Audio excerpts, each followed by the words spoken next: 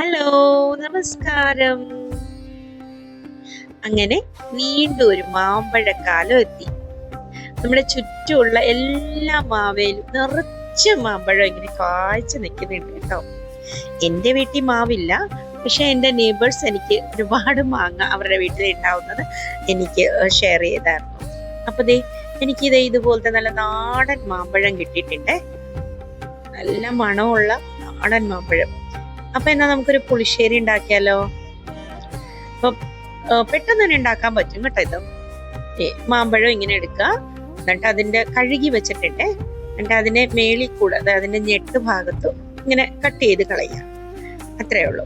ഇനി ഇതിങ്ങനെ വർട്ടിക്കലി ആയിട്ട് ഇങ്ങനെ ഓരോ സ്ലിറ്റ് അങ്ങ് ഇട്ട് കൊടുക്കണം. ഫുള്ളായിട്ട് കട്ട് ചെയ്യണ്ട. ഇനി ഇതിന്റെ മേളിൽ കൂടെ ഇങ്ങനെ ഒന്ന് പീൽ ചെയ്ത് കഴിഞ്ഞാൽ ഇതിന്റെ സ്കിൻ അങ്ങ് പെട്ടെന്ന് തന്നെ എളുപ്പത്തിൽ പീൽ ഓഫ് ചെയ്യാൻ പറ്റും കേട്ടോ.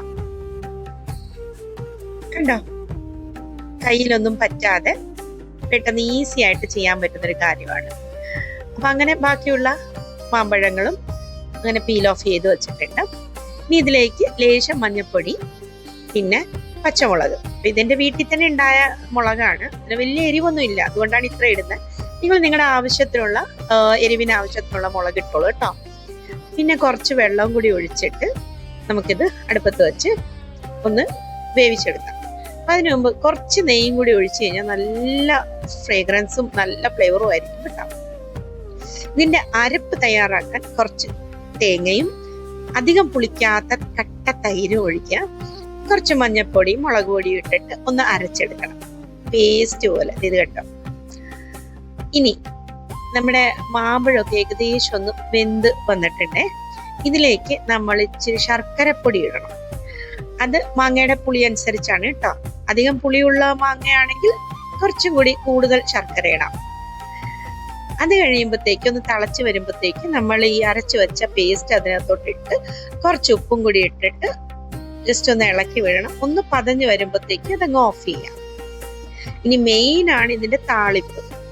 നമ്മൾ നല്ല പശു നെയ്യ് തന്നെയാണ് താളിക്കുന്നത്. ഇച്ചിരി കടുകും ഉലുവയും ഉണക്കമുളകും ഇട്ടിട്ട് താളിക്കുക. അത് അതിന്റെ മേളിലേക്ക് ഇട്ട് ഇച്ചിരി കറിവേപ്പില ഇട്ടിട്ട് കുറച്ച് നേരത്തേക്ക് അടച്ചു വെക്കുക. ഇനി ഉണ്ണാറാവുമ്പോഴത്തേക്ക് ഇതങ്ങ് ഓപ്പൺ ചെയ്യുമ്പോഴുണ്ടല്ലോ ഇതിന്റെ മണം അസാധ്യം തന്നെ. പിന്നെ മൺചട്ടിയിലാണ് ഉണ്ടാക്കിയത് കൊണ്ട് ഇത് നമുക്ക് വേറൊരു പാത്രത്തിൽ തന്നെ മാറ്റി വെക്കണം, ഇല്ലെങ്കിൽ ഇത് വെക്കും തോറും അങ്ങ് കുറുകിക്കൊണ്ടിരിക്കും. അപ്പൊ പാത്രത്തിൽ മാറ്റി കഴിയുമ്പോഴത്തേക്ക് ഈ ചട്ടിയിൽ മിച്ചം വരുന്ന ഇച്ചിരി മാമ്പഴപ്പുളിശ്ശേരി ഉണ്ടല്ലോ, അതിലോട്ട് ഡയറക്റ്റ് അങ്ങനെ ചോറും ഇട്ടിട്ട് വിരവി ഒരു പച്ചമുളകും കൂടി വെച്ച് കഴിക്കുമ്പോ എന്നാ ഞാൻ പോയി പെട്ടെന്ന് ഉണ്ടേച്ചും വരാട്ടോ. ബൈ.